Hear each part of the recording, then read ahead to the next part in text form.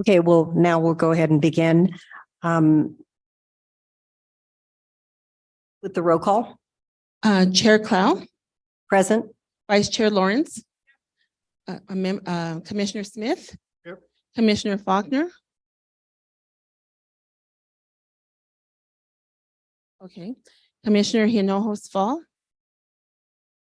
Okay, Commissioner Lucero, Here. Commissioner Morondo, Here. Commissioner Pava, Commissioner Toya.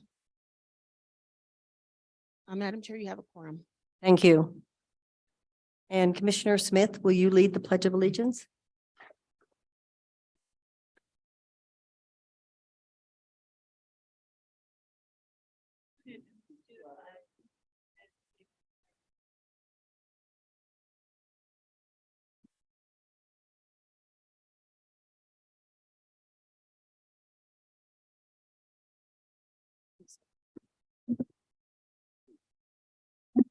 Okay, next we'll move to the agenda. Are there any changes to the agenda?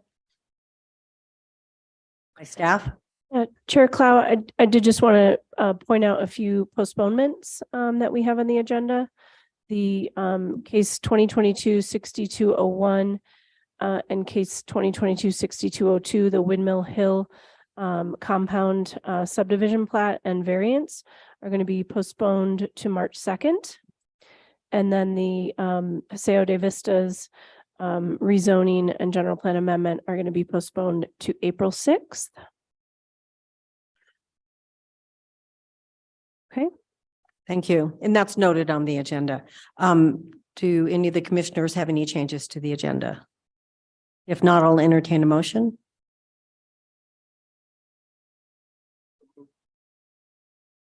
A second? Second. And a roll call, please. Commissioner Lawrence, Commissioner Smith, Commissioner Lucero, Yes. Commissioner Morondo, Yes. Commissioner Pava. Yes. Thank you. The motion has been approved. Next, we'll move on to the approval of findings and conclusions. The first is approval of the minutes, December 1, 2022. Staff have any changes to the minutes?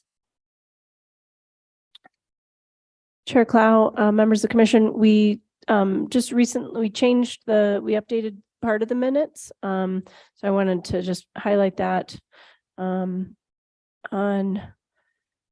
the discussion around case 2022-6012 and 2022-6013. There was an error in referring to the subdivision, and we amended it to clarify that the approval was for the phase 1 of the subdivision for the 36 single family residential lots. Thank you. Does the commission do any of the commissioners have changes to the December 1, 2022 minutes? If not, I'll entertain a motion. Second. Thank you. Commissioner Lawrence, Commissioner Smith, Commissioner Lucero, Yes. Commissioner Morondo, Yes. Commissioner Pava. The motion has been approved. Next, we'll move on to the findings and conclusions. First findings and conclusion is case number 2022-6012 Caja de Oro Final Development Plan. Any changes to those findings and conclusions? If not, I'll entertain a motion. Motion to approve. Commissioner Lawrence, Yes. Commissioner Smith, Yes. Commissioner Lucero, Yes. Commissioner Morondo, Yes. Commissioner Pava. The motion has been approved. Next, we have findings and conclusions on case number 2022-6013 Caja de Oro Final Subdivision Plat. And I'll note that those findings need to be changed to reflect that the final subdivision plat was for phase 1, which is 36, single family residential lots as opposed to the 80 lots that are listed in the findings. Any other changes to those findings and conclusions? If not, I'll entertain a motion. Motion to approve with those changes. Commissioner Lawrence, Yes. Commissioner Smith, Commissioner Lucero, Yes. Commissioner Morondo, Yes. Commissioner Pava. The motion has been approved. And finally, case number 2022-5899, 5200 Beckner Road Development Plan Amendment. Any changes to those findings of facts and conclusions of law? If not, I'll entertain a motion. Motion to approve? Commissioner Lawrence, Yes. Commissioner Smith, Commissioner Lucero, Yes. Commissioner Morondo, Yes. Commissioner Pava. The motion has been approved. I'll note that there's no old business for tonight, so we'll move on to new business. First item of business is consideration of bill number 2023-8, which is an ordinance amending section 14-6.2 to permit cannabis retailers wholly owned by a tribe within 400 feet of another retailer. If the other retailer initiates its application for cannabis retail license after the retailer wholly owned by the tribe.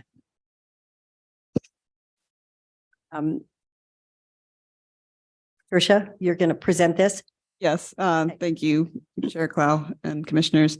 It is a long and very sort of convoluted title, but essentially what this bill would do is to add a section in the cannabis retail section of our code saying that if a tribe has applied for a license with the state to be a cannabis retailer, the state has been taking a very long time to grant those licenses to tribes, much longer than to retail establishments that are owned by, regular LLCs.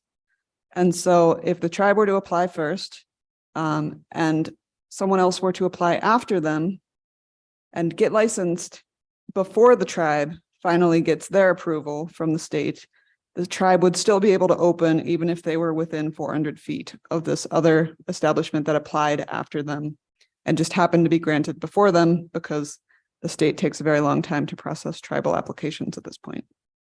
So it's a very specific exception to the density rule. So the question I have is, I guess the zoning issue of 400 feet doesn't apply until the permit is granted. Correct. Usually, someone would be able to tell if someone had already applied, if another retailer had already applied, and within 400 feet of the location where they want to open. In this case, when the tribe applied or would apply, there would not be anyone else known within 400 feet.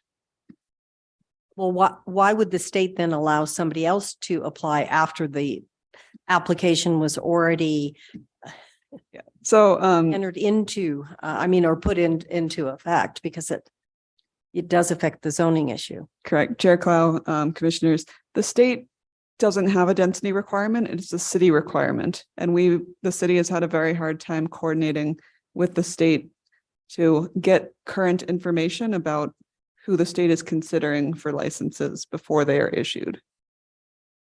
So it's basically the state has no reason to care about where exactly the retail establishments are located because there's not a statewide density limitation.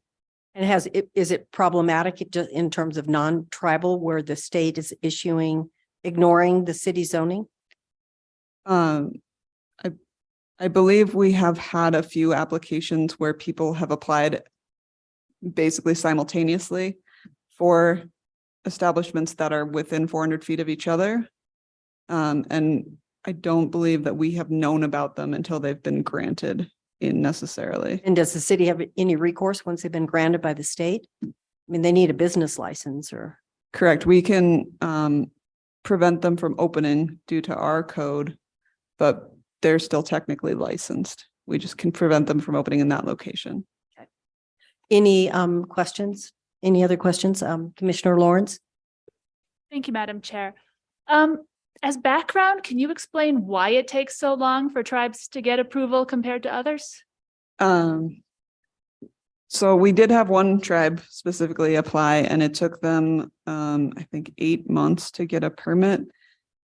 It was, from December, the end of December till the beginning of August, and 2021 to 2022. And I don't know exactly why it took the state so long, but it was something to do with how they were owned, because they were owned by a tribe, from my understanding.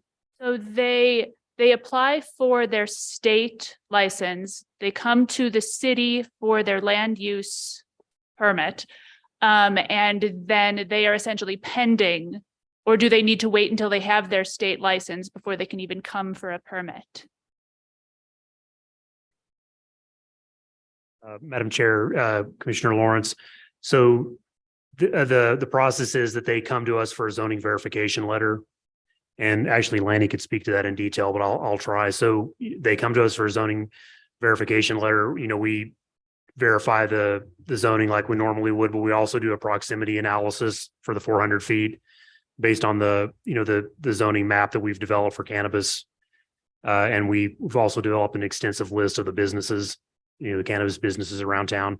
And so, Lanny or, a planner will check for that proximity and then let them know at this moment in time, you're either, within 400 feet of another cannabis retailer or you're not.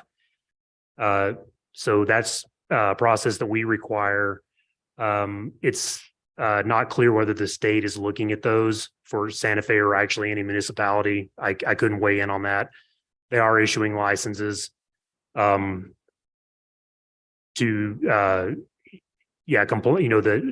businesses that comply with their regulations, with the state's regulations.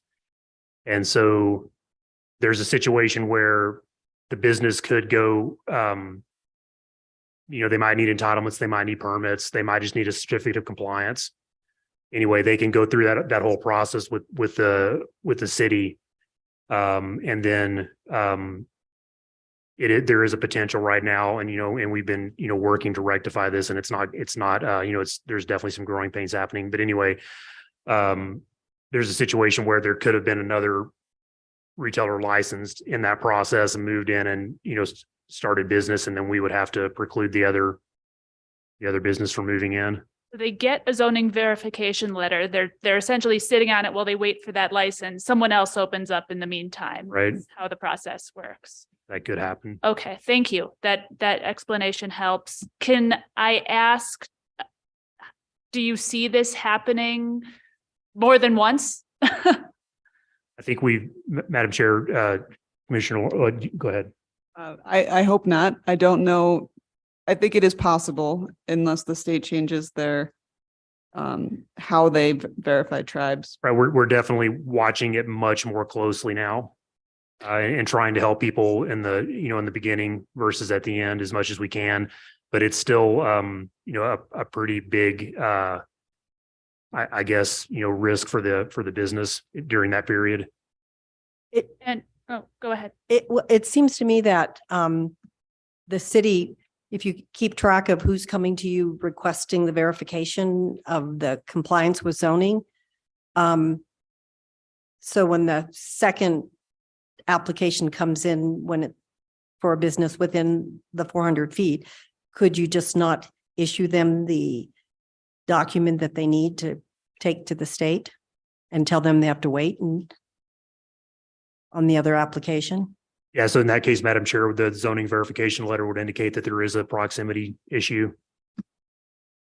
So we do alert people that if we already know that we've issued a zoning verification within 400 feet. Chair Clow, we can't preclude them. We can't not give them the zoning verification letter because they are still technically eligible in that location until the license is granted by the state. And not everyone goes through the whole process to get the license. That makes sense. That's the main challenge, is that there's a lack of coordination happening between municipalities and the state still.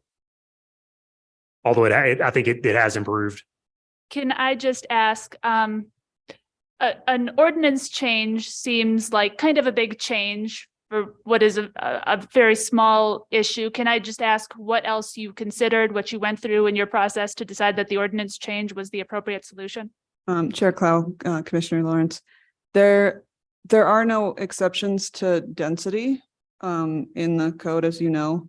And the only, even though this is not a density issue like we usually deal with at planning commission, it is still the same principle. And the only way that we could make this possible for this particular tribe, this has already happened to, and to make sure this doesn't happen in the future, to guarantee, equity and all the other things that the state wanted to accomplish with the legalization of cannabis retailers. This was the most straightforward way that we could figure out how to do that. I have no further questions, Madam Chair. Commissioner Pava. Thank you, Madam Chair. So just to assuage any confusion on my part, the Pueblo applied for the zoning verification validation before the other party. Correct. They applied for the zoning verification and for the actual license. Retail. Thank you. That's all I want to know. Any other questions? If not, I'll consider a motion. Madam Chair, do we need to have a public hearing on this? We do. Yes, public comment. Yes. Is there anyone here from the public wishing to speak on this matter? There's one person. Thank you, Madam Chair, members of the committee. My name is Richard Hughes. I'm an attorney with the Rothstein Law Firm here in Santa Fe. You need to be sworn in. I'm sorry. No, Madam Chair, for He's the applicant. legislation. Oh, do we need to swear him in? Because for legislative matters, I thought we didn't swear people in. Or would you like me to swear in? Okay, thank you. Please raise your right hand. Do you swear under the penalty of perjury that the testimony you're about to give is the truth, the whole truth, and nothing but the truth? I do. Thank you. Please state your name and address for the record. My name is Richard Hughes. I'm an attorney at the Rothstein Law Firm at 1215 Paseo here in Santa Fe. I'm general counsel to the Pueblo of Picaris. And counsel have generally explained the predicament that we got into. Picaris, I should say, is as I'm sure many of you know, a very small and remote Pueblo. It has very little in the way of economic activity to generate revenues to pay for its governmental services. It has no gaming activity, for example. It recently opened a very nice travel center up at its Pueblo, but as you know, this is a southern area of Taos County with very little population density, very poor populations that exist there. And so the Pueblo just does not have, it doesn't have sources of revenue that can allow it to provide services to its members that it wishes to provide. It long ago got very interested in getting into the cannabis business, thinking that that could be a very lucrative source of revenue. It ran into terrible difficulties with the Bureau of Indian Affairs trying to locate a business on Pueblo land, and therefore came to the conclusion that a business located off of Pueblo land, complying with state law, would be the best opportunity for it to turn this into a going business. And with the help of the Hotel Santa Fe, which the Pueblo was formerly the majority owner of and very recently became the 100% owner of, it was able to purchase this building, the former First National Bank branch at the corner of Alameda and Sandoval. We immediately filed for the zoning verification letter. We got that approved at the very end of 2021. The application for the state cannabis dispensary license was filed on December 23rd, 2021. But as gentleman explained, the regulation and license department was totally flummoxed at what to do with an application filed by an Indian tribe, or actually was filed by an LLC wholly owned by the tribe. The tribe is a single member LLC. The tribe is the single member of the LLC. And they spent months wondering what to do, who needs to be fingerprinted. They weren't certain whether the cooperative agreement that we had entered into with the state a month earlier applied, and that only applies to cannabis activity on tribal lands. Finally, in May, they assigned someone to actually begin processing the application. We supplied some additional information that was requested. We finally got the application approved in August, as the gentleman said. But then we found that Rocky Mountain so-and-so had already established facility, a dispensary right across the street. We had no idea that that was happening, that had happened. We got no notice of that. And what we did learn was that they had filed their application with the state, their zoning verification request much later than ours. They filed their application with the state in March, and I think it was March or February or March, and they got it approved like a month later. Nothing like the 8 months that it took Pickering to get approved. Consequently, we met with the mayor and met with city council, city attorney, and concluded that the proposed ordinance amendment that you have before you now would be the only viable means for enabling Pickering to go ahead and open the dispensary, already having invested a very substantial amount of money, of course, in purchasing the building that where the planned dispensary would be located.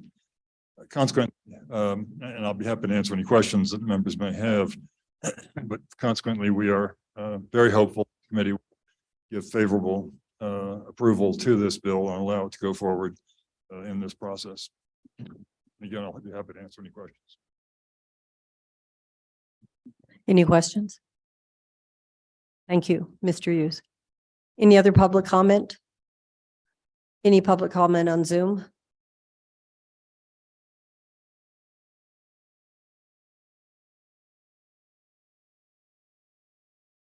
No public comment on Zoom. Okay, we'll close the public comment portion of the meeting.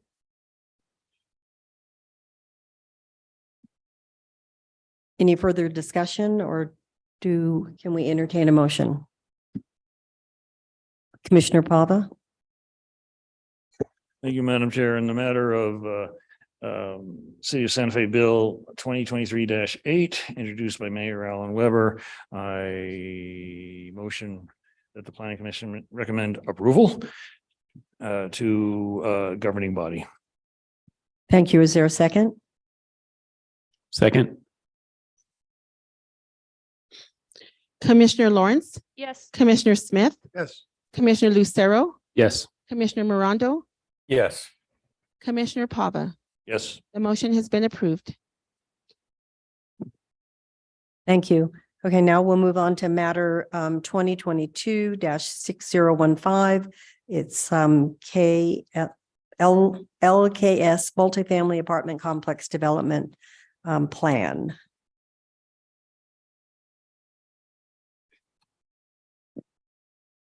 Ms. McCully? Good evening, Chair Clow, Commissioners. I'm here to present case 2022-6015, a development plan for the 3974 Fields Lane, which includes 86 dwelling units on 6.165 acres in the mixed-use zoning district. The applicant has complied with subsections 14-3.1E for pre-application conferences, 14-31F for early neighborhood notification procedures, and 14-3.1H notice requirements.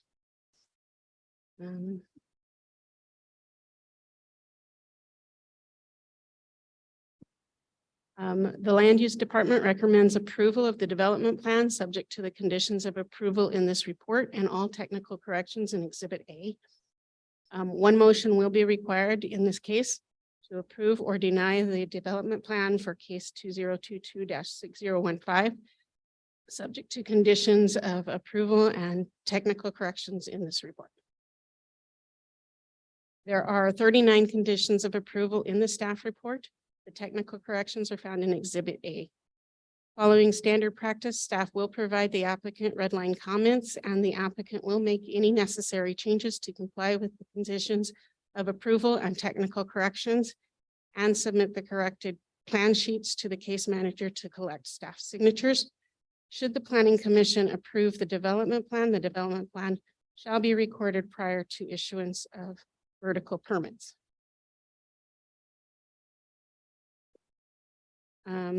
To give some general context of the property, the purpose of the mixed-use district is to provide for the creative infill and development of underused and vacant land and buildings in Santa Fe.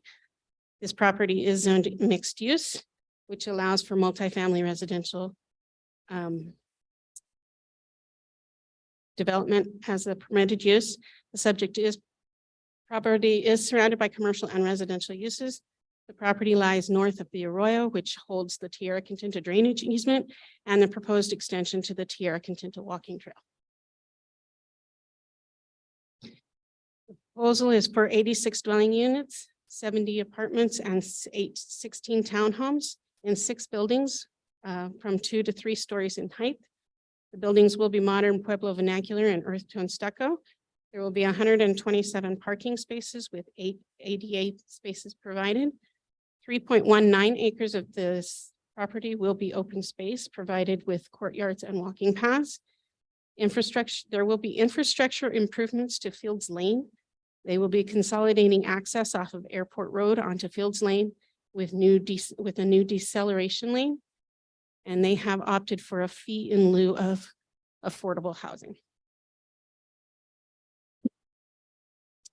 The proposed development plan meets all development standards and will not create or increase any nonconformities with Chapter 14. Therefore, staff recommends approval.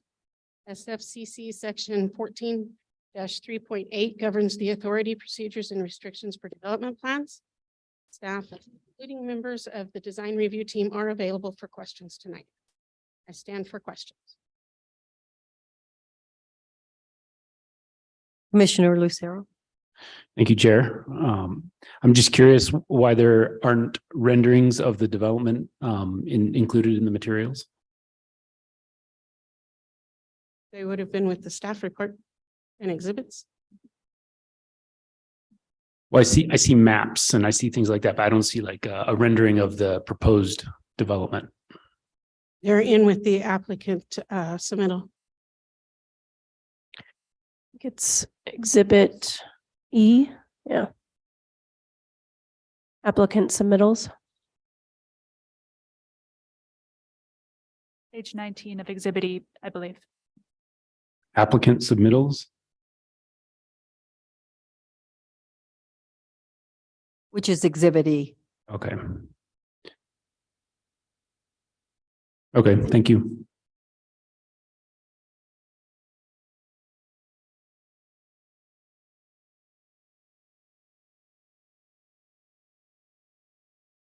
Any other questions? Commissioner Lucero? Yeah, I'm curious about the trail, the proposed trail that's going to go through the Arroyo area. I think it's called the Tierra Quintinta Trail, or north of Arroyo Chamizo. I know that that's already approved to be developed, and I just wondered, with the development of this plot, will that area or will that trail, will construction start on that trail as well? Or how will those two development plans come together? I'm going to let Jennifer speak to that because I'm not sure when the city is going to be working on the trail itself, but their property will be connecting to that trail. Okay.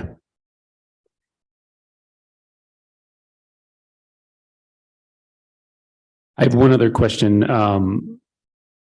In Exhibit E, it mentions an Exhibit F that I think covers the ENN results or a recap of the meeting. I couldn't find an Exhibit F. The applicant's Exhibit F. The packet itself does not have an Exhibit F, but the Exhibit F in that is part of the exhibits issued by the applicant. Okay, it just mentions Exhibit E at the bottom. It mentions Exhibit F as like a summary of the ENN meeting. No, the summary for the ENN is Exhibit C. It's the last page of Exhibit E.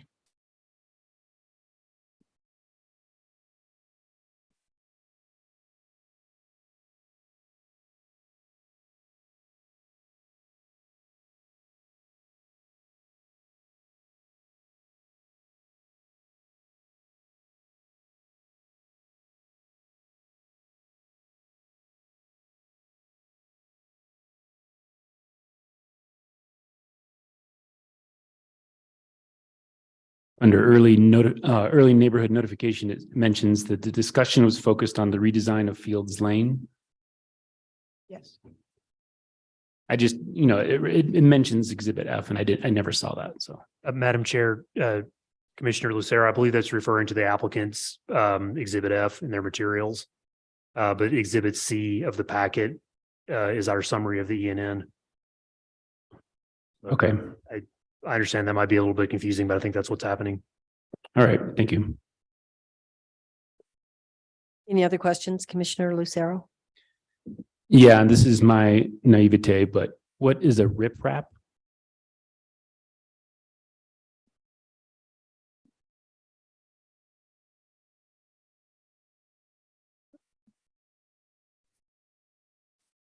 I have to go back and find where it's mentioned. Sorry, but- yeah, Good. Chair Clow, it's generally used to control like drainage and flow during construction or like a kind of a basket or mesh, like, yeah, kind of filled with fibers or stone. Yeah. All right. Thank you. That's it for me. Commissioner Pava? Thank you, Madam Chair. On page 10 of 16 of the staff report, the first full paragraph refers to a total of 86 parking spaces, including 8 ADA spaces, table 3. And then the next paragraph goes on in much more detail, talking about, along with table 5 parking requirements, and referring to 127, including 8 ADA parking spaces. Am I correct in assuming maybe that first paragraph is some kind of word processing artifact and doesn't belong there? It's confusing me. The top of page 10. Y'all can take a look at that. I think it's maybe was meant to be deleted. I'm just concerned if It's 86 conflicts units, with- not 86 parking spaces. Hmm? It's 86 units, but not 86 parking. Well, it says the applicant has proposed a total of 86 parking spaces, including 8 ADA parking spaces. Okay. And then the next paragraph goes on to say that was required weird. parking for the development consists of 127 parking spaces. There are 127 provided. So we're not asking for variances here. No, I think it's supposed to be 86 units. Is that correct? Yeah, I think it's just, it's a typo. Well, I think it is a typo, consistent with, I just want to, for the record, say that it's a non sequitur. So for my understanding, there's plenty of parking for the units, right? Yes, One final question. This land has never been owned by the county, right? And it's never been in the master plan on either the county or the city as for recreational uses, right? not that I'm aware of. And it's right across the street from South Meadows, right? Yes. Pretty much. Thank you. Commissioner Smith?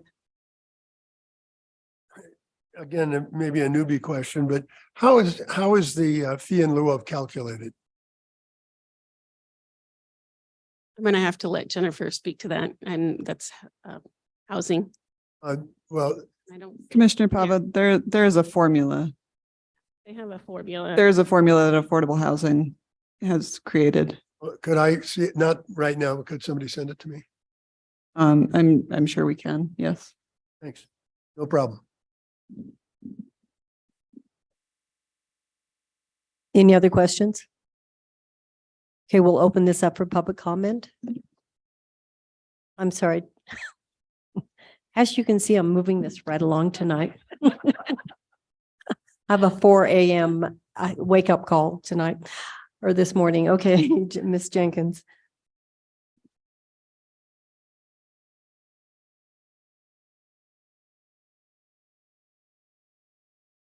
Do you swear under the penalty of perjury that the testimony you're about to give is the truth, the whole truth, and nothing but the truth? Thank you. Please state your name and address for the record. Jennifer Jenkins, 130 Grant Avenue, Suite 101 in Santa Fe. Pardon me while I can use the HDMI. Oh, it doesn't work. It worked last night. Okay, and I took it out of the plug and I don't know which one it goes into. Is it that one? Okay, thank you. No, that's it. Okay. Then I'm using that. Okay. Is that it?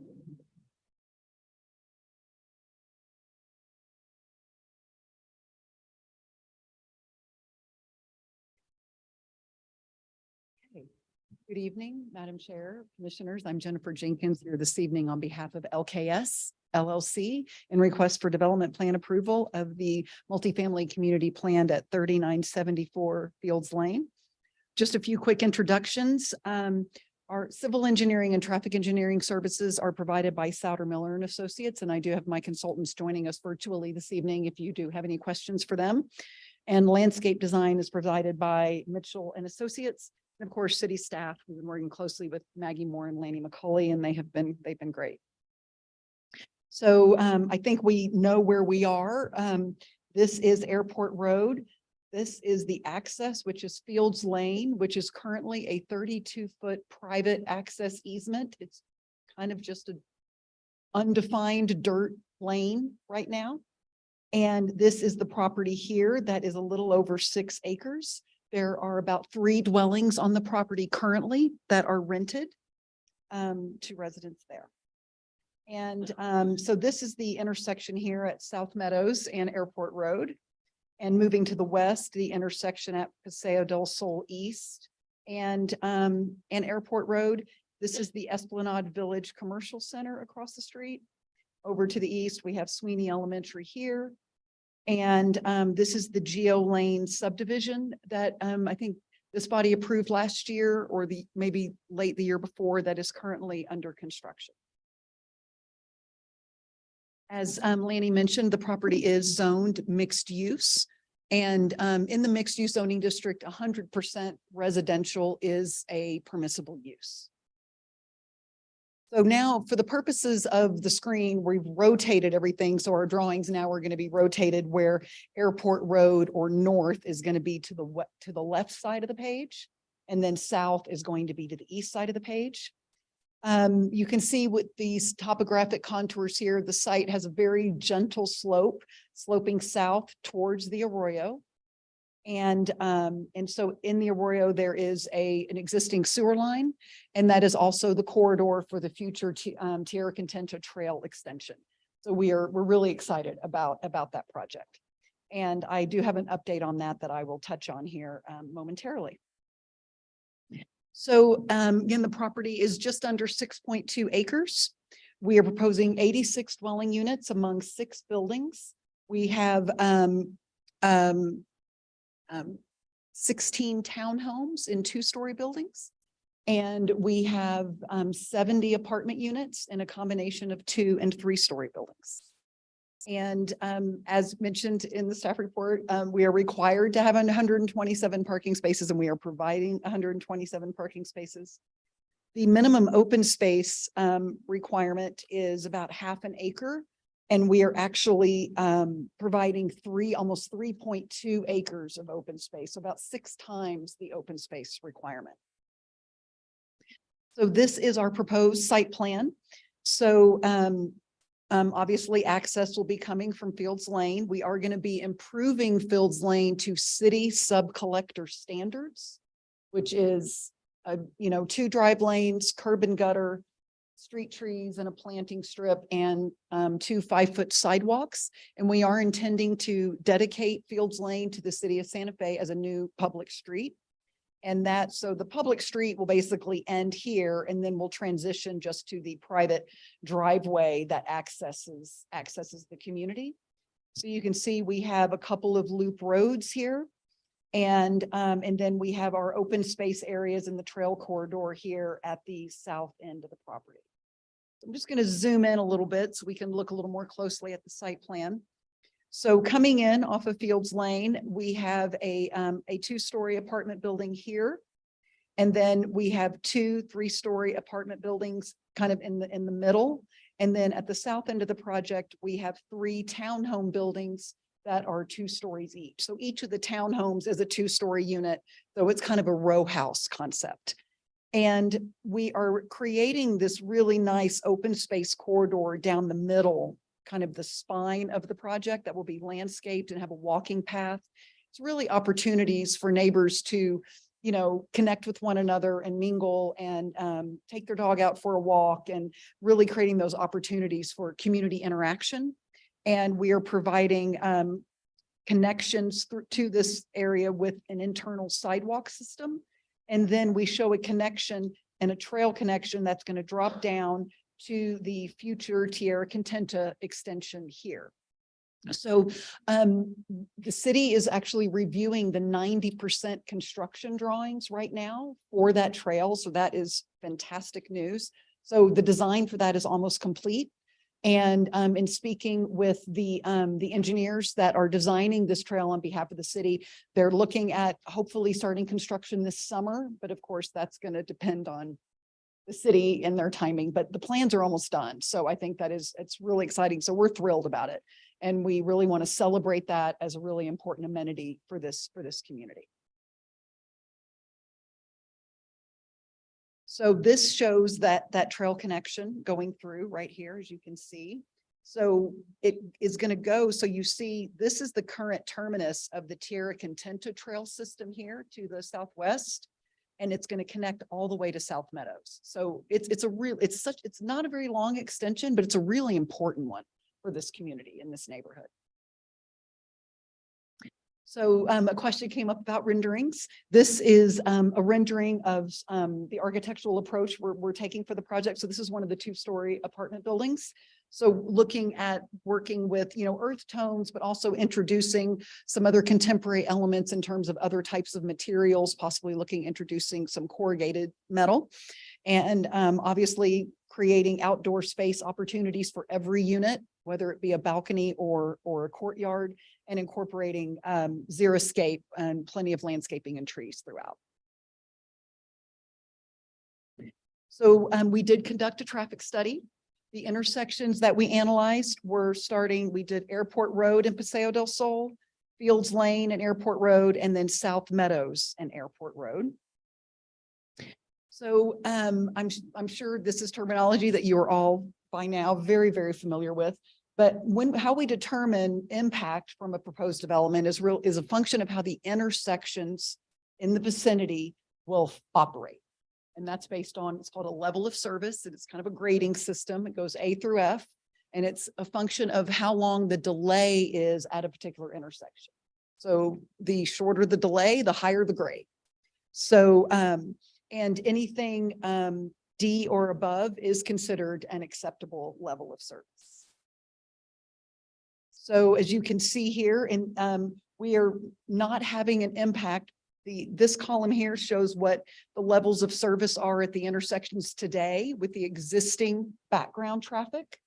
And then once this project is built, the levels of service stay the same. So we're kind of a drop in the proverbial bucket, if you will. So really no impact on how the intersections will function. The traffic study is recommending that we construct a right turn lane on Airport Road. So as eastbound traffic is approaching Fields Lane, they will be able to get out of the through lane into a right turn deceleration lane in order to safely turn right on Fields Lane. And that access is currently right in, right out only, and will remain as such.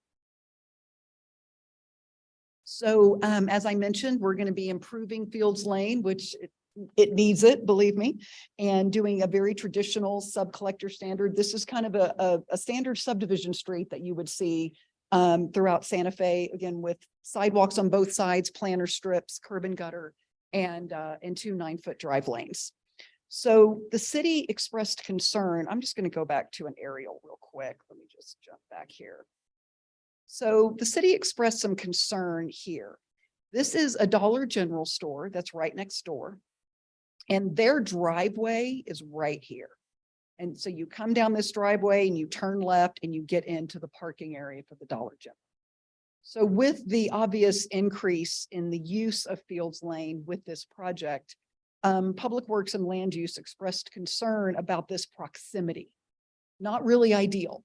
because those access points are just, they're frankly too close to each other.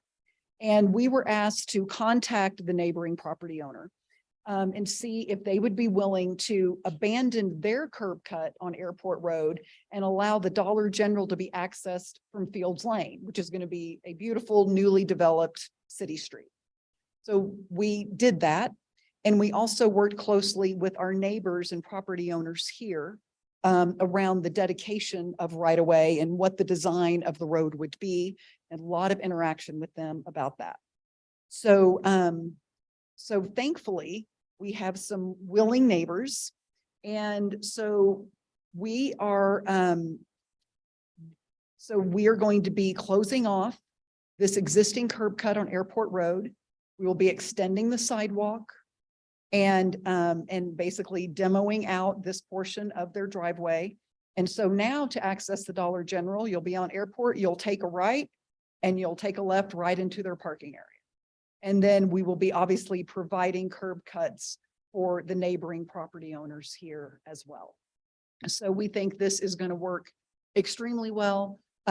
We have our neighbors here, the existing 32-foot access easement is going to be dedicated to the city as a public right of way. And then the neighboring property owner here is dedicating that additional 10 feet in order to achieve the 42-foot right of way that is required here.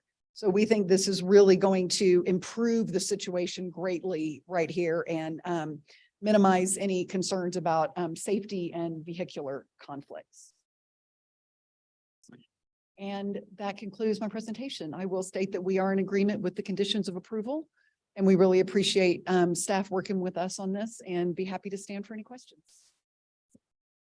Before we open it up for public comments, are there any clarifying questions by the commission? Commissioner Lawrence?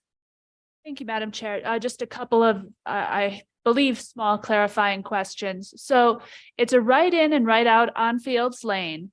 If someone wants to go in the other direction on Airport, where do they do a U-turn?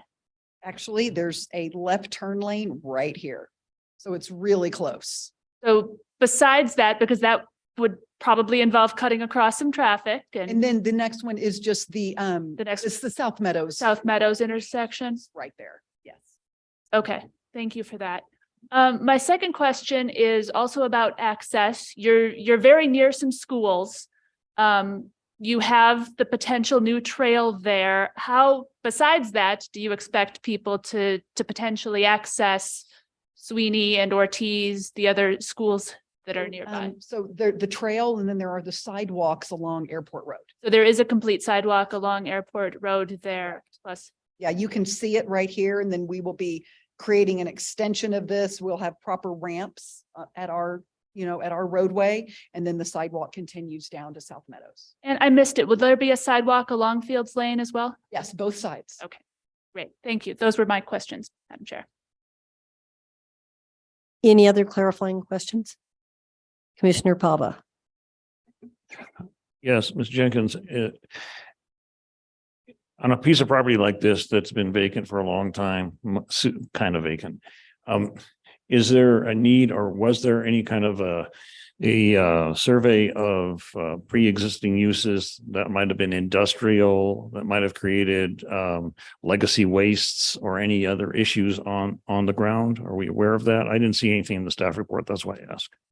No, there is no evidence based upon the title search that it's really just been just small scale residential uses over time.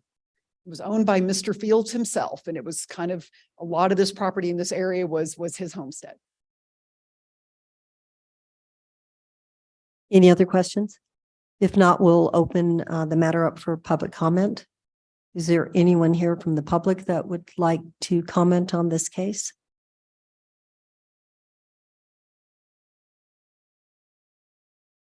Is there anyone on Zoom that wants to comment on this case? Yes, Chair Clow, I have one individual, Orlin Gutierrez, who's on promote to allow him to speak. Orlin, if you can unmute yourself, state your name and be sworn in for the record, please. Thank you. Hi. I'm Oralyn Gadet Ortiz with Design Ingenuity. Thank you. Do you swear under the penalty of perjury that the testimony you're about to give is the truth, the whole truth, and nothing but the truth? Yes, it is. Thank you. And you stated your name. Please state your address as well. I use a PO box. We're on Louisa Street, but PO Box 2758, Santa Fe, New Mexico. Thank you. Thank you, commissioners. I just want to thank the developer of this project and the planner, Jennifer Jenkins, for working with us. I represent the owners of the property right at Fields Lane and Airport Road. That is Juanita Nava and her husband, Carlos Nava Gomez. And they were very respectful and worked with us. I think we've got a very excellent design that is solving some existing traffic issues. And they are also extending sewer to my client's property as a goodwill gesture in exchange for some donation of property to them so they can build their decel lane and build a city road. So I just wanted to thank them, and I would say that the neighbors are very much supportive of this project. And as their representative, I can say I've reviewed the plans and I recommend approval too. Thank you very much for your time. Thank you. Anyone else on Zoom?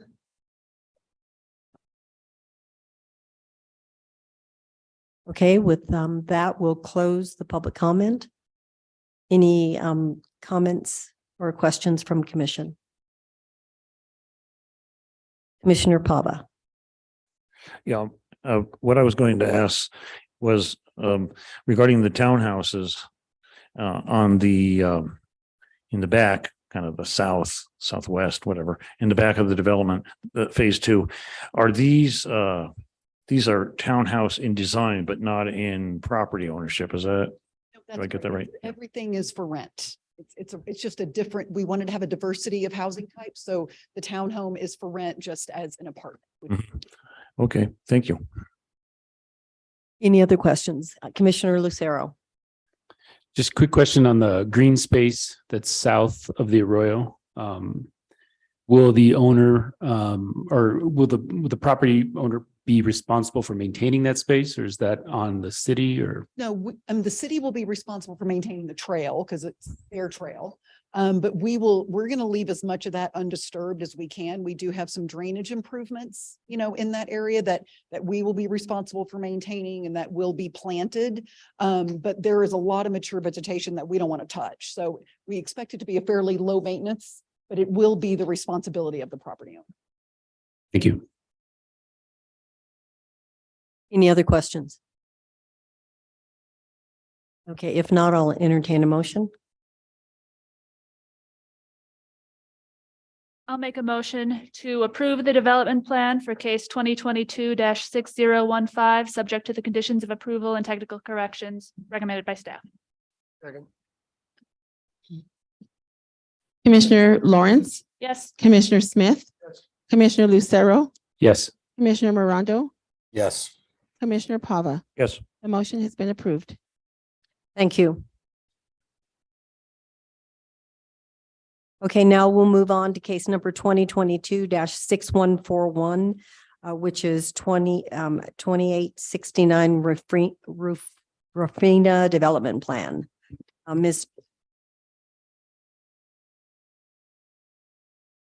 Mr. Alvarado.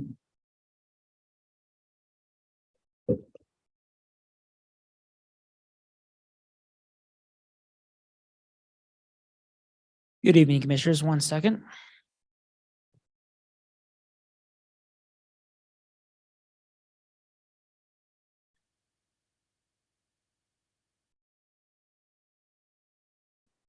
Okay, as Chair Clow mentioned, I am here to present case 2022-6141, which is a development plan application for a development plan that includes mixed use development with 60 dwelling units and approximately 13,400 square feet of a commercial space. This is the case caption. As I mentioned, it is 60 units within, and as well as 13,400 square feet of commercial space on a 2.3 acre parcel within a C2 zoning district. Staff does recommend approval of this application. As you know, you'll require to do a approve or deny a development plan this evening. Just a quick project background. In 1966, the subject parcel and neighboring parcels were re-subdivided, which is a fancy way of saying lot line adjustment by the then owners. According to Google Map imagery, the parcel was industrial warehouses until 2013, at which point it became was cleared and became vacant, and has been vacant for at least 7 years. In 2018, the City of Santa Fe Economic Development Department passed was succeeded in getting approved 5 federal opportunity zone, including the Siler Rafina Nexus area, which this property is within, which gave this property impetus to be rezoned, which then happened in 2022 when the property was rezoned from I2 to C2 zoning, as well as being changed in the general plan future land use map from industrial to community commercial. This is the property in question. I think you're familiar with the spot near Rufina and Siler off of Cerrillos Street. This is a perspective view looking north approximately. It's, like I said, currently vacant, adjacent to a office park, which does house the developers' offices or offices of the developers, the HomeWise, as well as several other office complexes. This is the site plan looking, well, I guess up would be southwest-ish. The site is 2.3 acres with 3 main buildings as it's divided in the development plan, but there's technically 7 buildings that are connected through overpasses or upper stories. It is a mixed use building, so it's a little different for us. There's going to be 60 residential units with 5 live work units, which I'm sure the applicants are going to explain how that works. In addition to the 60 residential units, there will be 13,424 square feet of gross floor area of commercial space, mostly on that bottom floor, actually exclusively on that bottom floor, for small retail and restaurants, the like. They under code are required 131 parking spaces. They've proposed 110 parking spaces with a parking demand study, which the Land Use Department and MPO has accepted as sufficient amount of parking for this project due to its mixed use status. They've provided ample open space, only 20% is typically required. They provided almost 50%. Just a preview of the facade. This is looking south, I believe, with the live work units on the left-hand side of the top rendering. That's the conclusion of my initial proposal or explanation. I stand for questions. Thank you. Do any of the commissioners have any preliminary questions? Commissioner Pava? Yes, thank you, Madam Chair. My question would regard the industrial uses on the property prior to 2013 until 10 years ago. What kind of surveys have been done on the property? And if any have been done, what has been found? Or has the property been cleared regarding former commercial uses such as whatever was in those warehouses and other industrial uses? I will defer to the applicants on that question. We don't have any recordation of prior uses from the application materials as far as I recall. If they have some things to share, then you'll have to ask them. No, thank you. I just think it's it's a valid question in an area that is transitioning, as this whole area is, from body shops and fairly heavy industrial uses to now places where people are going to live. And having worked in Los Alamos and cleared areas, brownfields and whatnot, this is a concern of mine. And then the second question, Mr. Alvarado, would be, I know that on the chain link fence, at least between this property and the state office buildings, there's barbed wire. Will that go away? The applicants are nodding yes. Commissioner Pava, I believe so, according to the drawings, but we'll have to defer to them.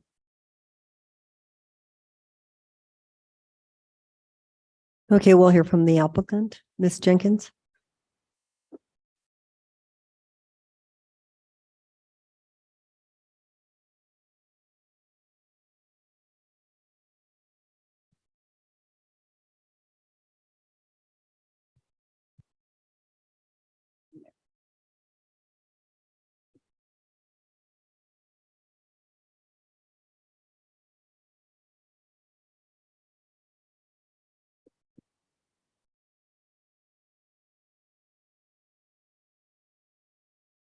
Do I need to be resworn? I do not. Okay.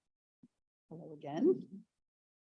I am still Jennifer Jenkins with Jenkins Gavin here this evening on behalf of HomeWise and request for development plan approval for the property at 2868 Rufina Street. As Daniel mentioned, we rezoned this property.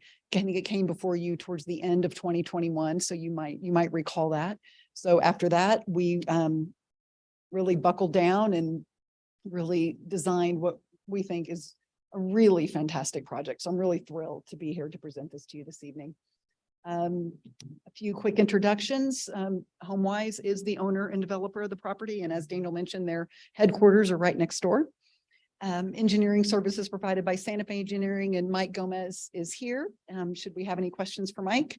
Architecture provided by Scout Architecture and Design, and landscape design provided by Site Southwest. So the site is at the southwest corner of Rufina and Clark Road, just north of Cerrillos Road. And with respect to the site, the primary, in answer to your question, Commissioner Pava, the primary uses there were really just one of storage, as opposed to like industrial types of activities where they're actually, you know, creating things. But prior to moving forward, as you start to turn dirt, you know, there'll be all requisite investigations will be conducted, and that's going to be a condition of any financing anyway. So it's often done right in advance of moving forward with construction. So we are zoned C2, and as you said, Commissioner Pava, this area is an area in transition, and we think it's a transition. It's a very positive thing. Yes, we need our industrial lands. They're really important for economic development. There are a lot of our economic drivers, our maker spaces. And but we also need access. There's a lot of employment in this area. We need housing for people within walking distance of that employment. So we really think how this area of town is evolving is a very positive thing for the community. And as Daniel mentioned, we are in the Siler-Rufina Nexus Opportunity Zone. So the opportunity zones are districts that are established by the federal government, which provide tax incentives for investment in areas that have been identified as lacking proper investment.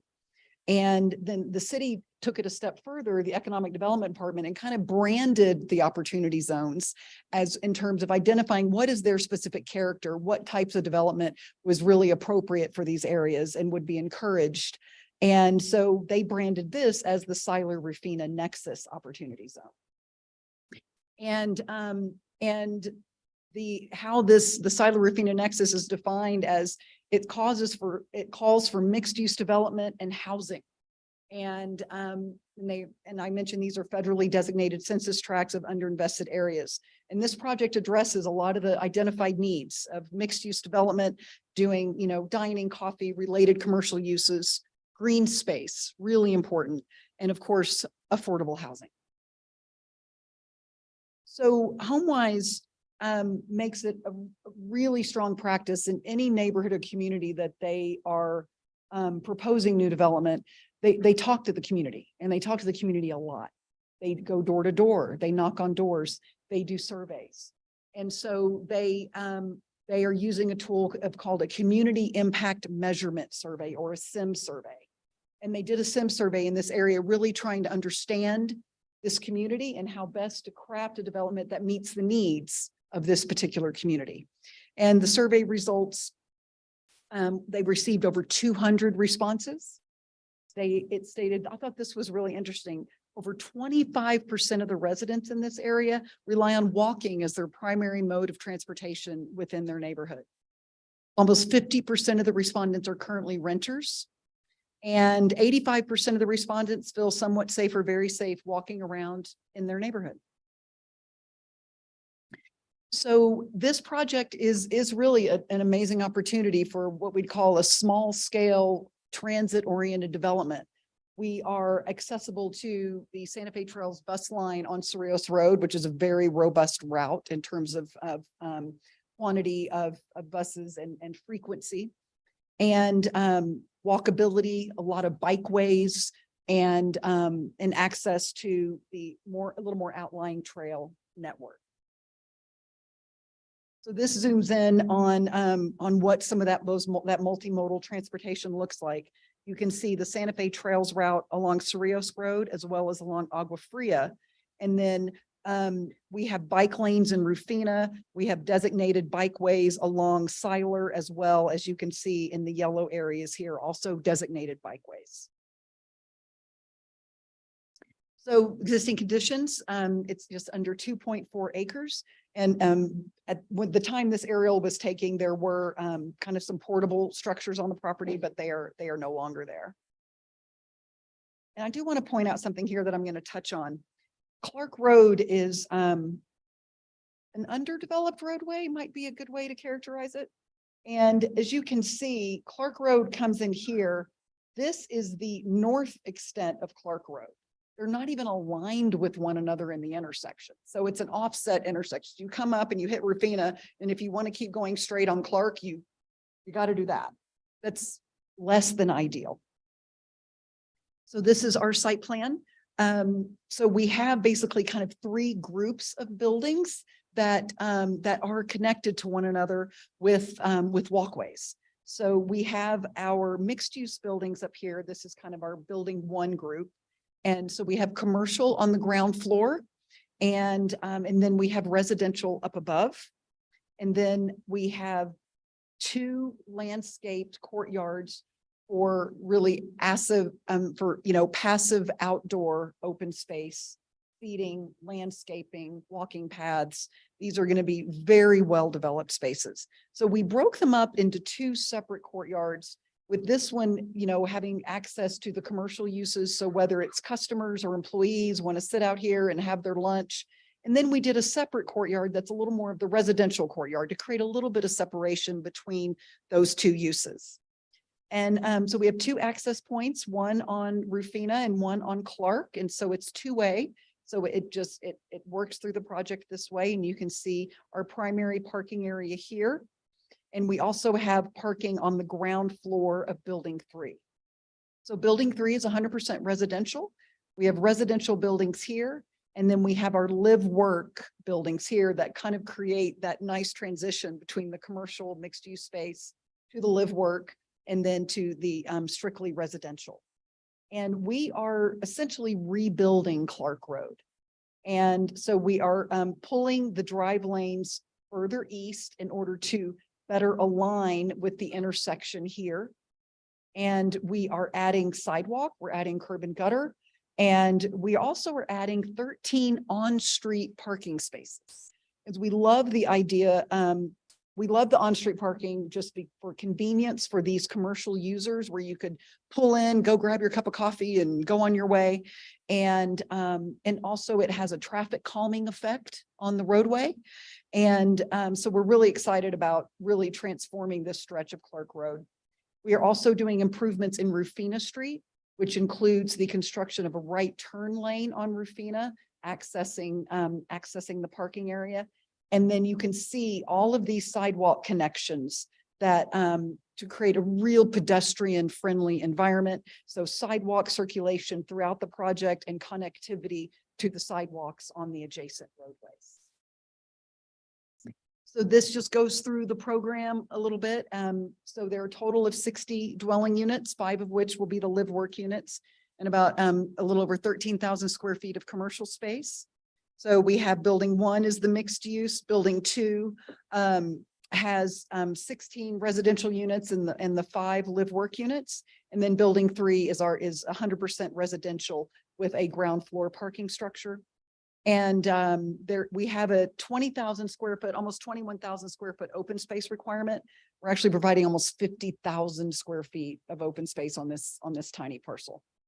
And from an affordable housing perspective, the minimum requirement is 20% per the Santa Fe Homes program. And I do want to reiterate, all of these homes are for sale.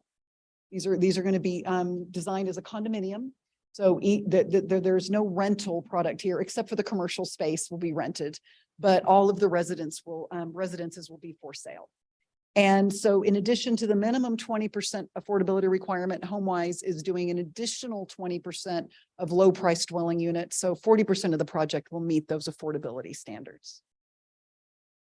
So this is a bird's eye view that really, this really helps kind of get your brain around. So this is if you were over on the west side, you know, looking down on the property. So this is the parking area that's on the west side of the project. Rufina is right off here. And then just over here is Clark Road. So as you can see, this how these buildings connect with one another and the courtyards internally here. And so we are so excited about this because it is, the design has really evolved and is really, really fantastic. So this is the view if you were over, you know, looking towards the west. So this is Clark Road here. You can see the on-street parking and the sidewalks, those sidewalk connections to the commercial space, and then the residences up above. And then the pod of building 2 here with the live work units and the residential units. And then the residential building of building 3 here in the rear. So as Daniel mentioned, we did have a parking demand study prepared by a transportation planner with Bohannon Houston. And they assessed based upon this particular project in this location, what is the characteristics of this neighborhood, access to multimodal transportation, the fact that we have mix of uses that have different parking demand at different times of the day, that the study determined that we need 96 parking spaces is what this project requires. We're providing 97 parking spaces, but we're also leasing 13 parking spaces in the commercial center that's directly next door. And so the HomeWise offices are right here. You can see this pedestrian connection here. This is the pedestrian connection to 13 leased parking spaces that are designated just adjacent to the project. And then in addition, we are providing 13 on-site, on-street spaces. The on-street spaces are going to be public spaces. Those aren't private or designated for us. But that is just an additional extra supply of parking.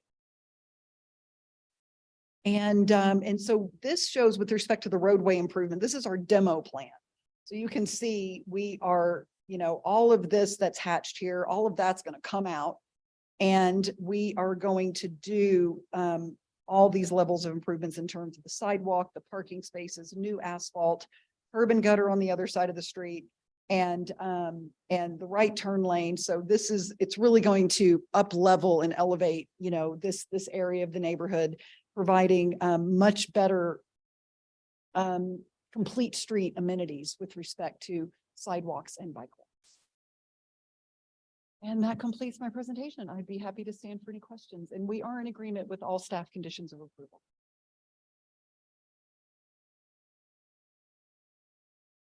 Any clarifying questions from the commission? Commissioner Lawrence. Thank you, Madam Chair. What do you envision as the type of uses for your commercial spaces as part of this development? So the community outreach team at HomeWise has been working on this a lot. And so what we are discovering is we're probably looking at smaller scale spaces, studio type space, small office space, probably something like, you know, a coffee shop or something we think is pretty likely, and we really would love to have a coffee shop. There's nothing that creates community more than a coffee shop. But we're probably looking at, you know, a small scale architecture firm who has a space in there, or maybe a yoga studio. So we didn't want to decide what needed to be there. We really wanted the community to tell us what really was going to work really well there and create a dynamic environment. Thank you. I'm in part asking because of the parking plan. I'm not often one to argue. I'm never one to argue for more parking, but I know that there is not much available street parking around that area, and the other side of Clark Road is still full of auto shops and such. And I'm wondering if you just have a plan B, if it does turn out that you have an overflow of parking, especially with your commercial uses. Have you considered that at all? You know, with respect to the parking next door, you know, we've worked on the 13, and based upon and working with our transportation planner who conducted the parking study, that kind of seemed to be the right number. But we always can, you know, that place is a ghost town at night, you know, so we can always, you know, that is always an option to go back to our neighbor and say, hey, you know, we need to throw in another 5, 8 spaces because, you know, feel like we're a little tight. Thank you for that. No further questions, Madam Chair. Any other questions? Commissioner Smith. Chairman Clowen, I am, as a newcomer, I mean, this is really, strikes me as a very exciting project. Is there any way, whether this is directed to the staff or to you, I'm not sure which is more appropriate, that I could understand what the profile of the sales prices are? We have 40% meet city affordability standards, 60% are then mid-market.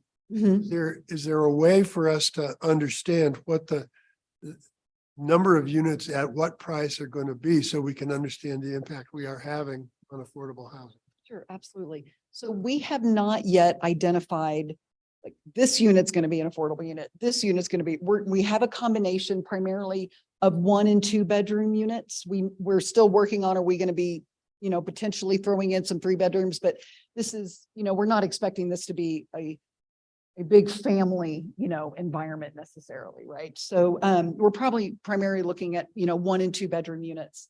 You know, a 1 bedroom unit in accordance with the affordability could easily be in you know, $140,000, like really, really affordable. So they'll be hitting 3 tiers. And then, you know, 2 bedroom units, we're going to be looking more in the high 100s. And in the highest tier, when you get up to 100% of area median income, you might be in, you know, 225, something of that nature. Exactly. So, you know, this is affordable stuff.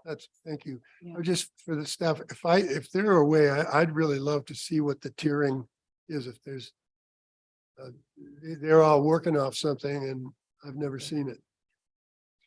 Yeah, Chair Clow, Commissioner Smith. Yeah, we have Alexandra Ladd on the line here as well. And I already reached out about your previous request about the fee in lieu formula, and she has responded and shared that with you. So, you know, that information is certainly available and accessible. So.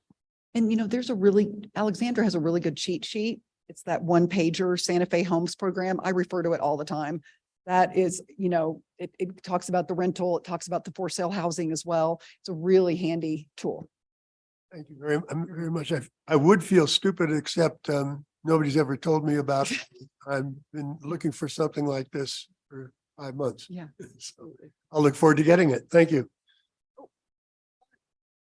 This is Jamie Jaramillo with HomeWise. I have a cheat sheet. Okay, here we go. So I was really close, Jamie. Wow, look at me. So, a 1 bedroom would range from 137 up to, at the maximum tier, up to 224. And then, a 2 bedroom is going to start at 165 and go to 264. So I was pretty close. Wow. Thank you. And Commissioner Smith, you can always, if you have a question on a case, you can always call Ms. Moore and she'll give you the information or connect you up with the person who has the information. So you never should feel like you're lacking information. Okay? Appreciate that. And I'll look forward to getting getting it physically. It might come in an email.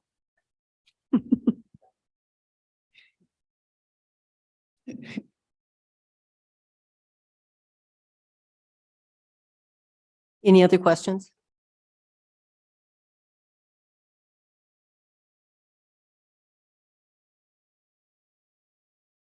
Okay, then we'll move to public comment. Is there anyone here from the public that would like to comment on this project?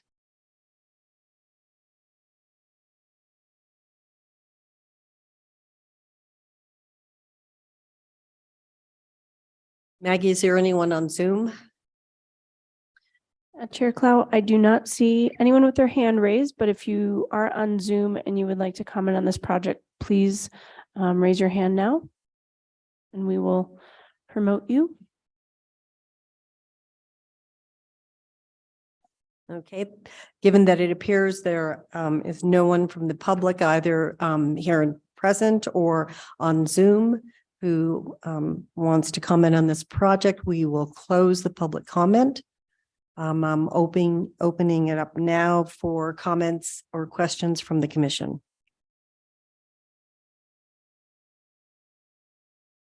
Commissioner Pava.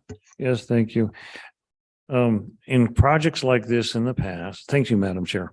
And we've seen covenants and I did go through the packet. Sometimes the packet is voluminous. I may have missed them, but I would assume that there are one, HomeWise is right next door to manage the place. But in terms of condominium living, are there covenants that prescribe activities so that the place remains hospitable and livable and whatnot? Madam Chair, Commissioner Pava, commissioners, yes, we're developing them right now. And so there will be a condominium regime, a condominium association that will be established. And so the thing with the condominium is that it's very specific about defining each unit. So you can't even finalize the condominium until they're built, because you have to get so specific in terms of an as-built situation, in terms of measuring to the center of the demising wall to define each unit. So yes, there will be rules and restrictions about, maintenance of the open spaces, drainage structures, parking, the landscaping and there'll be an association and a board that will manage all of that. And HomeWise, as the owner of the commercial space, will be a member of that condominium. So it'll be a mixed use condominium that'll have residential members as well as HomeWise as kind of the commercial member. My follow-up, thank you. That's helpful. Follow-up question, based on your experience with similar developments and working with HomeWise, I'm sure that there'll be some form of dues or assessments, right? Now, since a lot of these are going to be in the affordable range, do we have any idea what kind of a burden that might be? We have not prepared a budget for that, but it's a really small project. And so we have the opportunity to spread those expenses among a lot, in addition to the commercial users are also going to be responsible for sharing in that. And so we do not anticipate a significant burden. We are designing the landscaping to be drought tolerant and quite low maintenance. So we're definitely bearing that in mind, and there will be reserve accounts that will be set up so that, we don't have a quote unquote capital call if we need to, fix a hole in the roof. So there'll be reserve accounts. And then as people pay dues, a portion of that money will go into reserves to pay for any more significant improvements. So, we're confident that it can be managed in such a way so it is not burdensome. Thank you for the clarifications. Appreciate it. Any other questions? If not, I'll entertain a motion. Commissioner Pava. Sure. Yes, thank you, Madam Chair. In the matter of case 2022-6 2868 Rufina Development Plan. Motion for approval based on the staff's staff report and conditions and findings. Is there a second? Second. Commissioner Lawrence, Yes. Commissioner Smith, Yes. Commissioner Lucero, Yes. Commissioner Morondo, Yes. Commissioner Pava. Yes. The motion has been approved. Great. Thank you for a good presentation and a great project. Okay, next we'll move to case number 2022-6136, 4250 Cerritos Road Residence Inn Development Plan. Mr. Alvarado. Yes, commissioners, thank you. I'm back for this next case, waiting for the screens to work.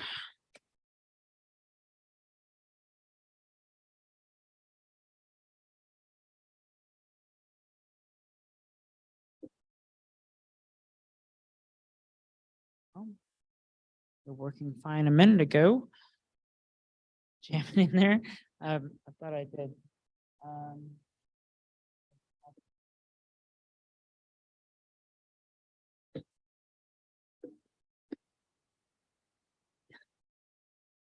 No? It's literally exactly the same way I put it together earlier.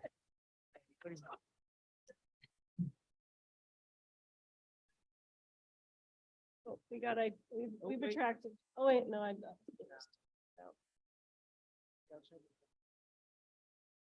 Make this way. Working.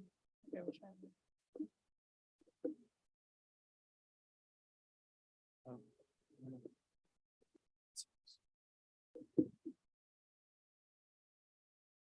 It was on. Switch it on and off.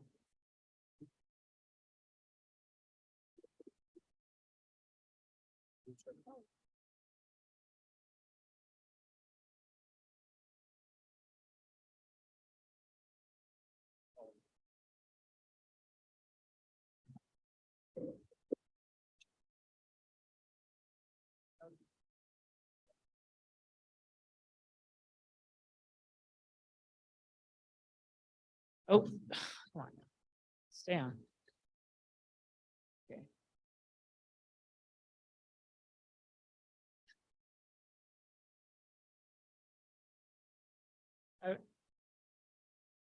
Would you have any suggestions? Okay.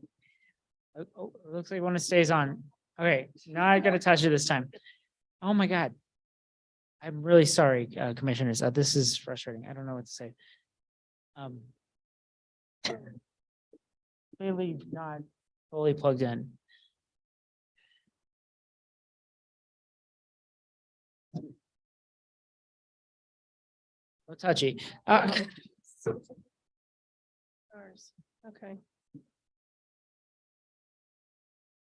Seems like it's this thing is a little wobbly.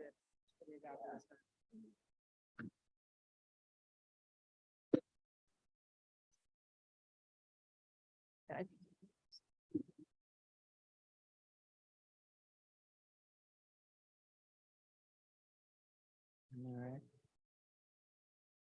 There, seems to like that one. Okay. Okay. Fun stuff. Okay, thank you for your patience. Case number 2022-6136. This is the right one, yes.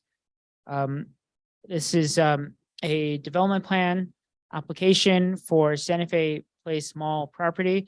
This is for a residence inn on the Santa Fe Place Mall property where the arrow is pointing. I believe this outline may be incorrect for the plat, but we'll get into that in a sec.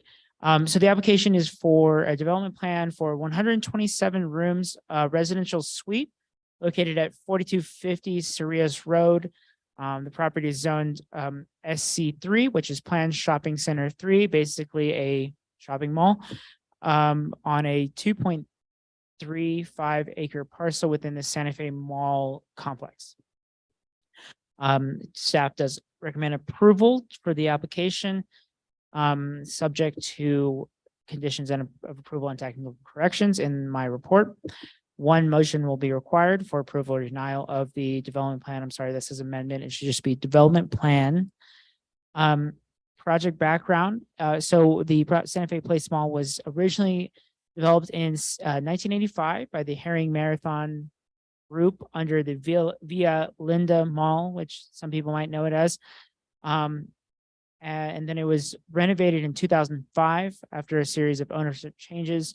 In 2014, Spinoso Real Estate Group purchased the mall and undertook several more renovations. And then in 2019, the Planning Commission approved case 2019-1144 subdivision plat and development plan amendment number 5, which recalculated the parking counts for the mall complex, which is what the current parking counts are based on. Finally, in September of 2022, the city administratively approved a lot line adjustment for lot 1A4 and 11 in the Santa Fe Mall complex subdivision, which created the lots that we are now using to approve for this development plan. So again, this lot line may be incorrect. Yeah, okay, I apologize. That's what we have in our GIS. But because it was such a recent lot line adjustment, that's what we still have on there. This is the site. It's looking north from approximately the dog park, Aurora Chamiso Trail area. As you can see, it's just a parking lot at the moment. There's a Harley Davidson dealership to the north east there, and then the mall complex is, you can barely see it through the trees to the west. This is the proposed site plan. It is going to be on 2.35 acres, 127 rooms with a 45-foot max height. The parking requirement for a hotel of this size is 217 parking spaces. They're proposing to include 114 within the site complex, but with the overall, because the overall parking count is taken from the entire mall complex, even by reducing the parking count from this development, they're still left with an 80 parking surplus, 80 parking spaces surplus. This is a preview of the architecture looking west of the main entrance. And yeah, sorry, that was too fast. That's the conclusion of my presentation. I'll let the applicant go into details. Thank you. Are there any preliminary questions? If not, Ms. Jenkins?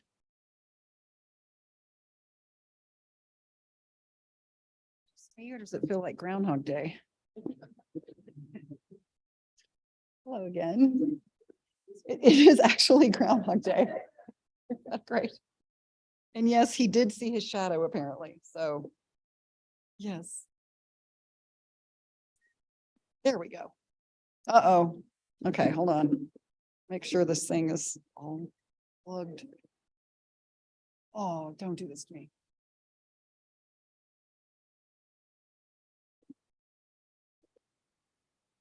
Let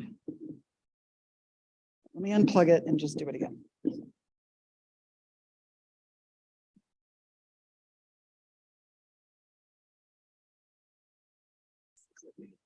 Oh, no.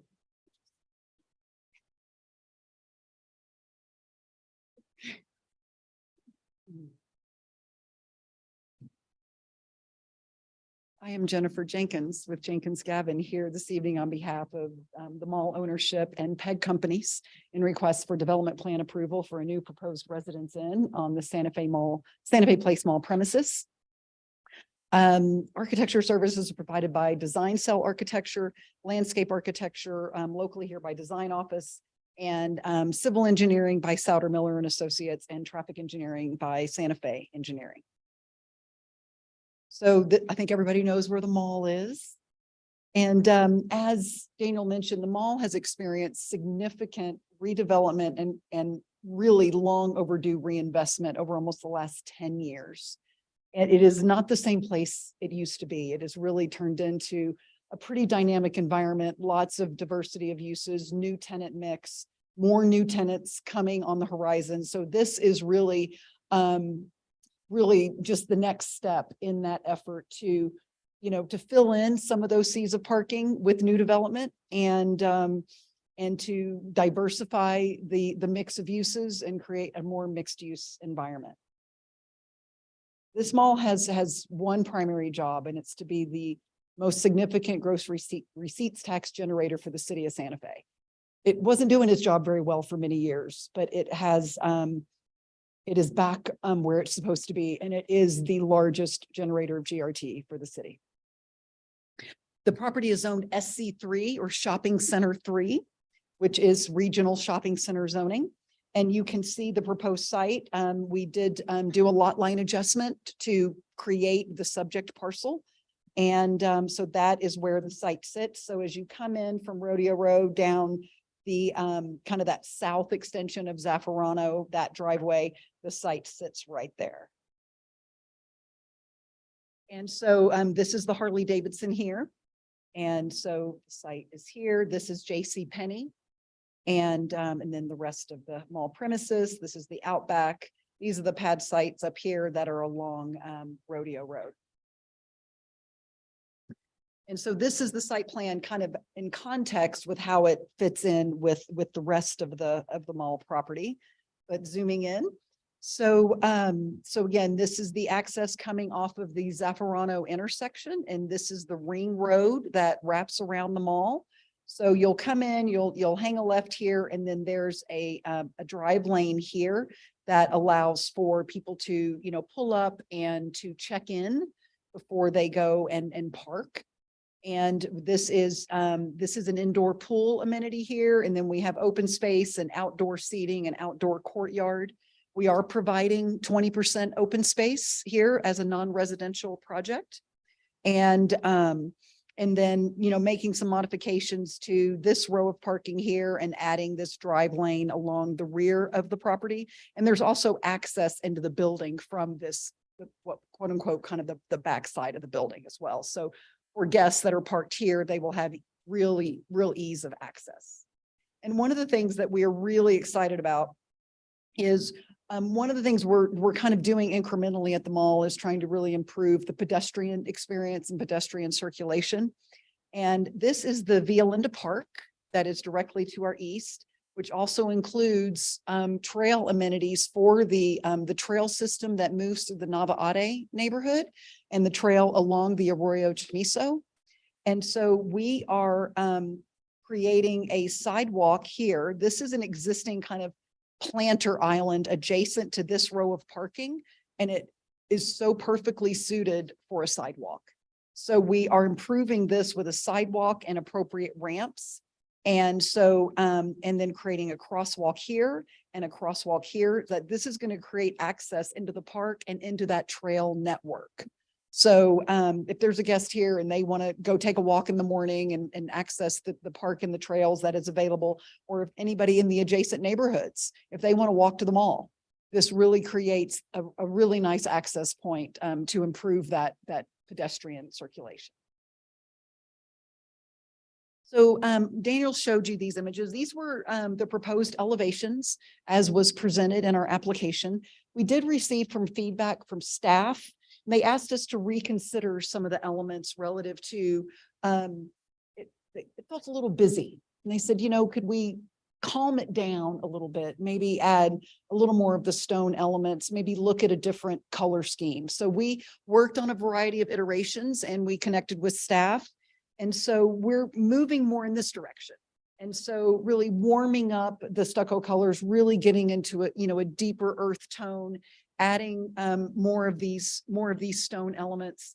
And so we think this works really, really nicely. And so we're going to be pivoting more in this direction as we move towards, you know, final design and as we worked closely with staff to work through this. So we did conduct a traffic study. These are those same level of service definitions that we can refer back to if you would need to. And we studied 4 intersections: Rodeo at Zaffarano, which the south leg of that intersection is the access to the mall. Rodeo Road and that north entrance that's kind of halfway between Cerritos Road and Zaffarano. The west entrance off of Cerritos Road over by the Applebee's, and then Cerritos and Wagon Road. So it's for, you know, not a giant project. There's a lot of intersections. And so as you can see, we are maintaining acceptable levels of service at all of the intersections. But we have one issue with one turning movement. In the PM, in the what we call the PM peak hour, the afternoon rush hour, usually, but you know, between 4 and 6 p.m. As you're heading north on towards the Zaffarano signal, there is a dedicated left turn lane, and there is a second lane that you can either go straight or turn right. That turning movement in the build condition will fail.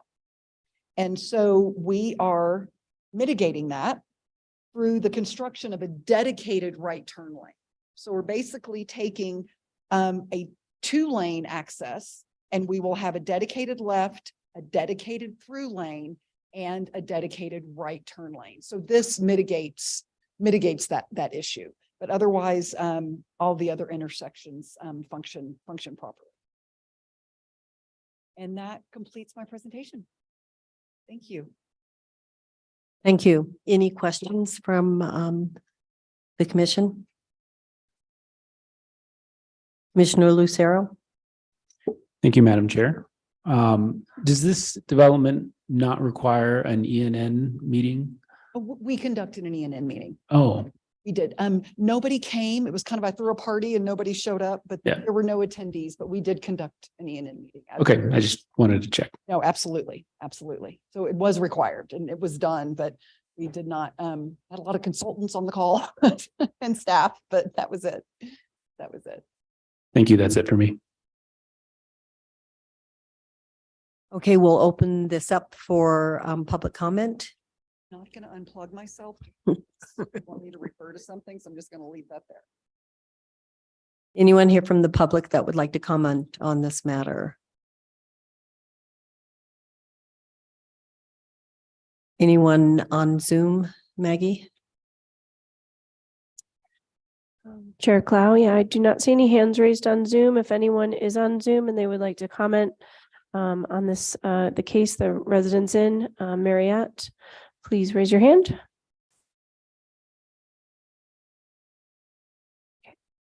No?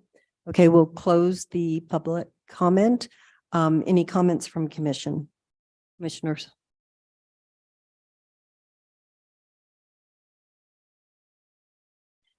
Commissioner Lucero? I just want to say that this particular parking lot has always been an annoyance to me. It just seems like there's never anyone in it.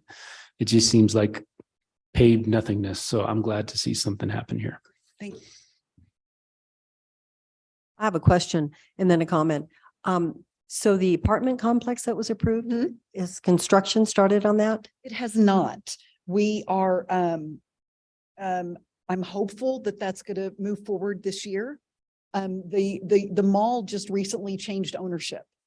It hadn't changed ownership for a lot of years, which is great. But it did just recently change ownership. So the previous ownership was sort of reticent to, you know, move forward with that, with the knowledge that there was a pending transaction. So I love that project. It's such a great project. And so thank you for asking that. So I'm fingers crossed. I'm actually going to be on a call with ownership next week. And that's on the agenda, is to talk about, you know, how we move that forward. Okay, great. And my comment is I haven't been to the mall in years, but that intersection has always been problematic for years and years. So it's good that that's being fixed. Any other comments or questions? If not, I'll entertain a motion. Motion to approve, case 2022-6136. Subject to conditions of all staff conditions. Subject to all staff conditions. This is for Cerritos Road Residence in Development Plan. Motion to approve. Commissioner Lawrence, Yes. Commissioner Smith, Yes. Commissioner Lucero, Yes. Commissioner Morondo, Yes. Commissioner Pava. Yes. The motion has been approved. Thank you. Okay, now we'll move to staff communications.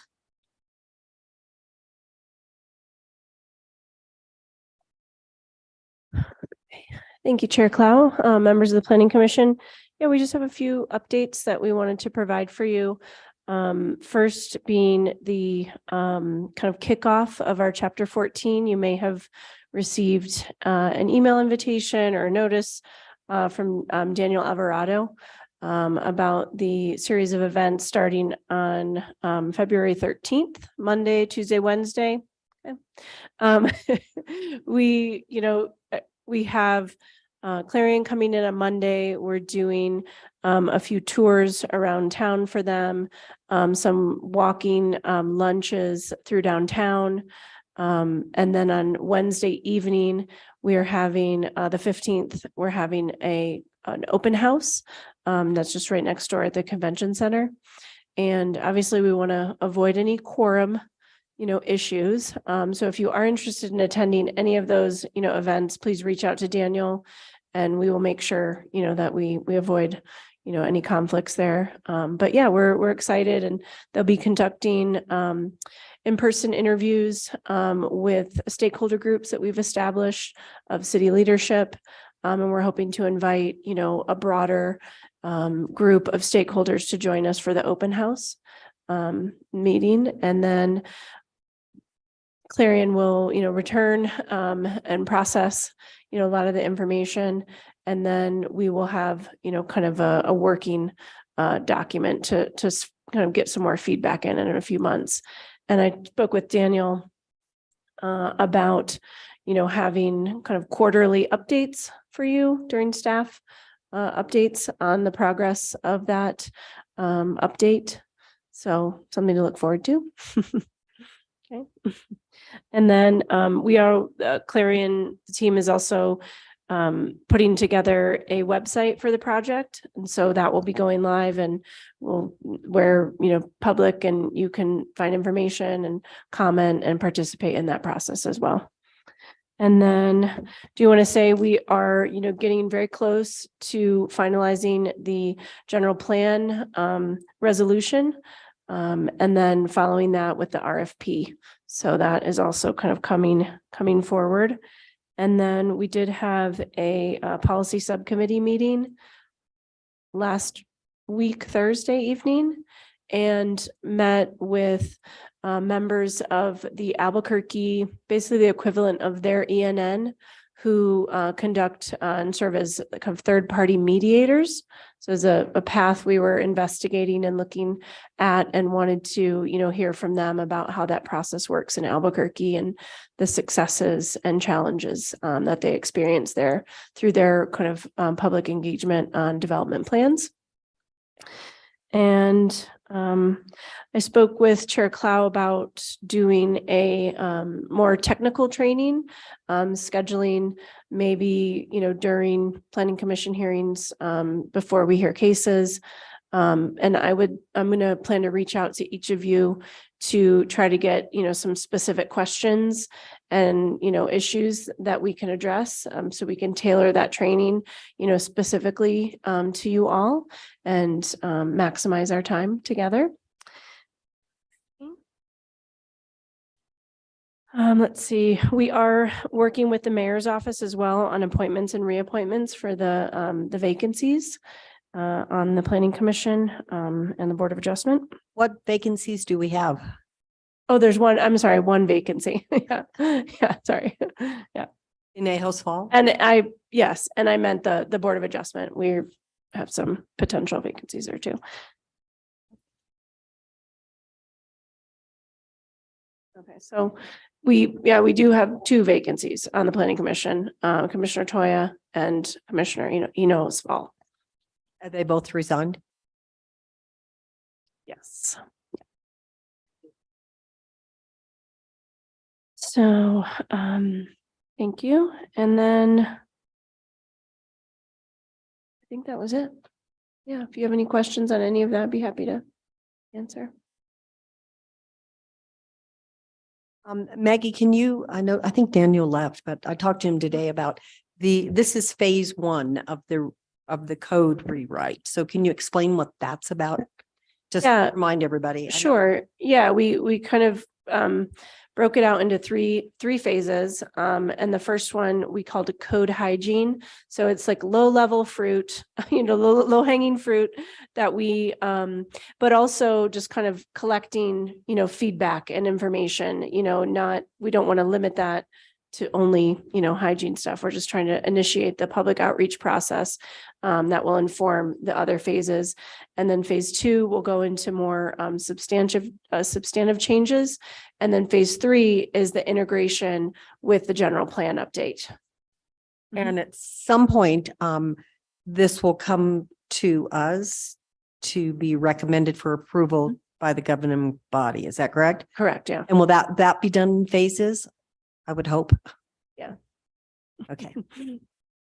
And we're looking at 3-4 year process? I think so, yeah. Yes. Commissioner Smith. Chair Clow, so that interchange, I want to make sure I understood it.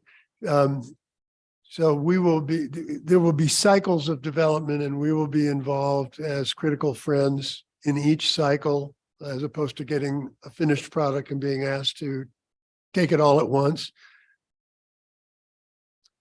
Yeah, I think there's going to be many opportunities to, comment and participate. And we're just having this initial kickoff, meeting with interviews and outreach. But yeah, it's going to be an iterative, process. Good. Yeah. Thanks. Yeah, and I think, part of that, we want to, have those quarterly updates, when we meet to, ask any questions, direct you to the latest, information that's available, whether it's through the project website, or, other engagement opportunities that would be appropriate. Commissioner Lawrence. Thank you. And I wanted to say overall, I appreciate all of these updates. I am thrilled to hear that there's so much going on. It's really exciting to me. I wanted to comment in particular on looking at the ENN process. I was one of the Albuquerque mediators for about a decade, so I highly recommend that as a model. It's not perfect by any means, but I think there's a lot that we can sort of learn from in terms of trying to bring people together a little bit more in that pre-hearing process and work in a neutral way to look at ways to resolve some of these issues before everyone is in a crowded room in front of us. So I'm thrilled to hear that there was some discussion of that and would love it to continue. That's all I had, Madam Chair. Any other comments? Any matters from the commission? If not, we'll adjourn. Thank you.